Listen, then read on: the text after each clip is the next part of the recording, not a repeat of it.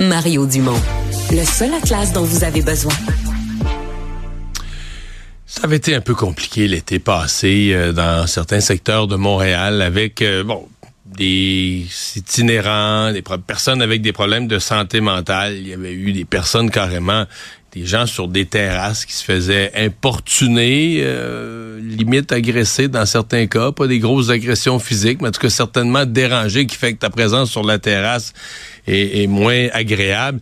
Et là, en ce début, à la veille d'une fin de semaine de 3 jours, où on annonce du beau temps, du monde sur les terrasses, mais les propriétaires d'établissements, de bars et autres, reposent les questions à la Ville de Montréal, aux autorités, même au gouvernement du Québec. Qu'est-ce qu'on fait avec toutes ces personnes là, qui sont dans la rue, un peu, dans certains cas, dans la misère humaine, mais qui deviennent un sérieux dérangement là, pour les touristes, pour la clientèle.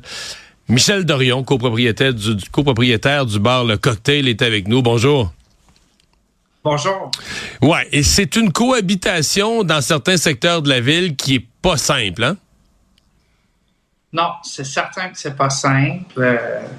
L'été dernier a été vraiment très difficile, même depuis la fin de la pandémie. C'est à partir de ce moment-là que ça a fait boule de neige et ça semble grossir à chaque été. Et parlez-nous un peu du genre de problème que vous avez vécu, que votre clientèle a vécu, des effets, parce que j'entends pas des propriétaires de bars qu'on a des gens là, intolérants qui veulent passer la gratte puis sortir tous les malpris de la société. On est habitué dans un quartier comme le Village Gay à une mixité, à un certain nombre de problèmes sociaux. C'est comme si là, c'est devenu trop. Là, c'est devenu même un point où ça questionne quoi, votre capacité d'attirer la clientèle? Mais c'est certain que ça joue sur la façon d'attirer notre clientèle parce que les gens peuvent avoir peur de venir s'asseoir sur une terrasse. Ils vont y penser à 2 fois parce que y a des gens qui sont agressifs.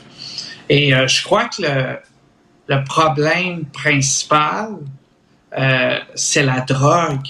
Parce que l'itinérance, on cohabite au centre-ville avec l'itinérance depuis longtemps.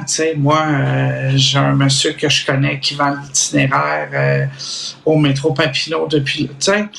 Maintenant, je trouve que c'est vraiment la drogue qui semble être devenue de plus en plus dure et de mauvaise qualité, où je ne sais pas ce qu'ils ont fait, mais ça rend les utilisateurs encore plus dépendants et agressifs. Ouais. Imprévisible aussi dans leur comportement. C'est-à-dire, ils savent plus ce qu'ils font, mais ils peuvent devenir imprévisibles. Donc, c'est pas nécessairement que c'est une mauvaise personne, mais si t'es en train de manger sur une terrasse, la personne se met à crier, rentre sur la terrasse, le client, même le touriste international, il se demande, le fameux sentiment de sécurité du touriste dans un quartier, il peut vite le perdre, là. Hein? Exact. Ouais. Exactement, parce que ça s'est vu là, dans le quartier, des gens qui se font voler de la nourriture sur une terrasse. Ah oui, ça c'est pas des légendes urbaines, là, des gens qui se font voler leur nourriture sur la table. Vous avez vu ça là, l'année passée, là? Non, c'est pas des légendes urbaines. En commerçant, on se parle beaucoup, donc on le voit. L'été dernier, la mairesse et plusieurs personnes sont venus nous rencontrer dans les bars pour mettre en place des stratégies.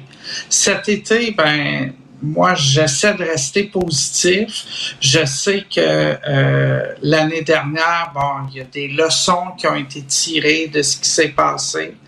Je crois que cet été, faut donner la chance aussi à la ville puis de régler ça, d'essayer de s'adapter à tout ça. Donc, on va voir. Là, pour l'instant, la rue vient d'ouvrir. C'est notre premier long week-end avec les terrasses. Donc, c'est comme un test. On va voir comment ça va se passer cette fin de semaine. Mais quand vous me dites la phrase « j'essaie de rester positif » ou « j'essaie de rester optimiste », c'est qu'au fond de vous-même, il y a une petite voix qui est inquiète, une petite voix qui dit « ouais, si tu regardes... » Parce que moi, les problèmes que vous avez décrits de drogue, on est dans le quartier, nous autres ici, là, je le marche tous les jours. Ouais. Je dis donc que je veux être positif. Mettons que c'est pas pire que l'année passée. C'est certainement pas moins pire, là. Ça s'est certainement pas amélioré dans les 12 derniers mois, là. Non. C'est sûr que la rue a fermé il y a quelques jours et on a déjà vu arriver des gens. Dès que la rue ferme, on sent... c'est comme l'ouverture d'un camping. J'utilise la métaphore, mais on voit des gens arriver qui n'étaient pas dans le quartier là, tout l'hiver, et là, on les voit venir s'installer, puis là, les problèmes commencent, mais la ville a un plan d'attaque, donc oui, j'essaie de rester positif le mieux possible pour... mais bon. Dans ma tête, je crois qu'il faudrait s'attaquer plus fortement à la drogue, à la vente de drogue dure au centre-ville de Montréal pour essayer d'aider. Ouais. Si on veut être positif pour conclure l'entrevue quand même, ça devrait, si la météo se trompe pas, ça devrait être une magnifique fin de semaine, puis vous devriez avoir du monde sur ces terrasses, là. On se le souhaite. Oui, on se le souhaite, on se croise les doigts. Merci beaucoup d'avoir été là, Michel Dorion, copropriétaire du bar Le Cocktail. Au revoir. Si ça va mal, on s'en reparle. Certainement, au revoir.